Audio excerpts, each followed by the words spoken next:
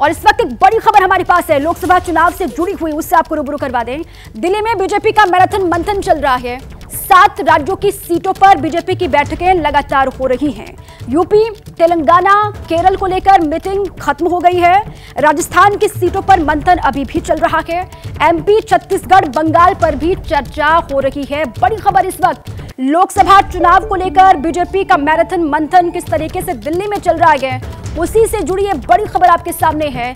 7 राज्यों की सीटों पर बीजेपी की बैठकें हो रही हैं। यूपी, तेलंगाना, केरल को लेकर मीटिंग खत्म हो गई है और साथ ही अभी और भी राज्यों को लेकर बैठक लगातार चल रही है। नीरज पांडे मेरे सहयोगी जुट चुके हैं जानकारियों के साथ। नीरज, अभी भी बैठक किन किन राज्यों को लेकर हो रही है और किन किन राज्यों को लेकर बैठक खत्म हो गई है, जरा विस्तार से बताइए।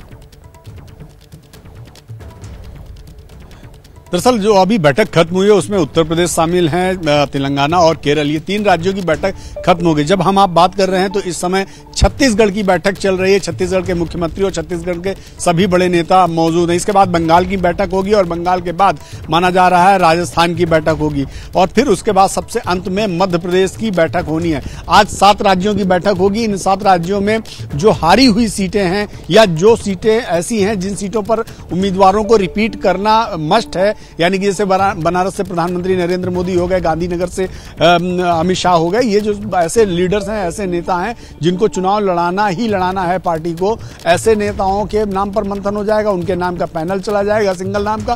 प्लस जो हारी हुई, जिन राज्यों में हारी हुई सीटें हैं, उन राज्यों से सभी सीटों पर 3-3 नामों के पैनल को लिया जा रहा है। तो फिलहाल 3 राज्यों का डिस्कशन ओवर हो चुका है। चौथा राज्य छत्तीसगढ़ का डिस्कशन गोइंग ऑन है, यानी चल रहा है। और इसके तुरंत बाद जो मेरी जानकारी है उसके अनुसार तुरंत बंगाल की होगी और बंगाल के बाद राजस्थान और फिर सबसे अंत में मध्य प्रदेश की बैठक होनी है। तो फिलहाल ये आज 7 राज्यों की बैठक होगी, बाकी राज्यों की उसके बाद मध्य प्रदेश के बारे में चर्चा की जाएगी। आप ये जानकारी दे रहे हैं नीरज, आप रहे हमारे साथ। एक और बड़ी खबर है, बीजेपी मुख्यालय में यूपी पर बैठक हुई।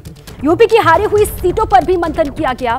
बैठक में वाराणसी सीट पर चर्चा की जानकारी है और वाराणसी से पीएम के नाम का प्रस्ताव दिया गया है। ये बड़ी खबर, देखिए यूपी को लेकर भी चर्चा बैठक में हुई है बीजेपी मुख्यालय में और हारी हुई सीटों को लेकर तो मंथन हुआ।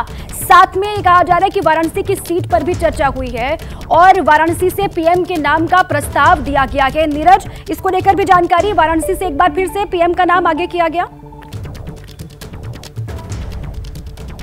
जी बिल्कुल, ये अब तक की सबसे बड़ी खबर है कि वाराणसी से सिंगल नाम, चूंकि ये औपचारिकता होती है, प्रधानमंत्री नरेंद्र मोदी को चुनाव लड़ना ही है, बनारस से ही लड़ने वाले हैं, लेकिन चूंकि औपचारिकता होती है इसलिए उत्तर प्रदेश कमेटी की तरफ से बनारस से सिंगल नाम का पैनल प्रधानमंत्री नरेंद्र मोदी के नाम का आज यहाँ पर कोर कमेटी के सामने रखा गया। जो हाईकमांड था, यानी कि भाजपा के अध्यक्ष अमित शाह जी, इसके अलावा संगठन मंत्री, सारे बड़े लोग मौजूद थे और उसमें उत्तर प्रदेश की कोर कमेटी भी मौजूद थी। योगी आदित्यनाथ थे, प्रदेश अध्यक्ष थे, संगठन मंत्री थे, दोनों डिप्टी सीएम थे। उन सब की मौजूदगी में बनारस से प्रधानमंत्री नरेंद्र मोदी के नाम की औपचारिकता पूरी की गई है। इसके अलावा जो सभी हारी हुई जो सीटें थी उन पर भी नामों का डिस्कशन हुआ और 3-3 नाम के पैनल को सामने रखा गया। अभी कुछ सीटों पर मंथन और होना है, लेकिन आज जो औपचारिक तौर पर किया गया, हारी हुई सीटों पर चर्चा हुई। इसके अलावा बनारस को लेकर भी कोर कमेटी ने पैनल रखा और उसमें सिंगल नाम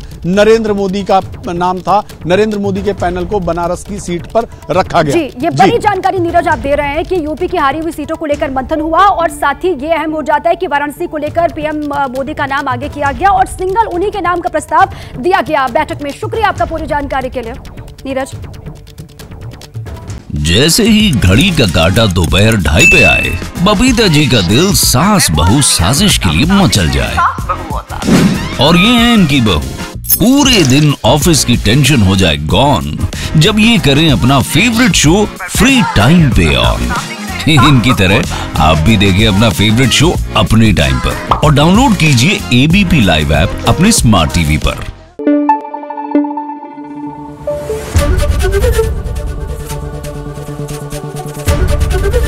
एबीपी न्यूज आपको रखे आगे।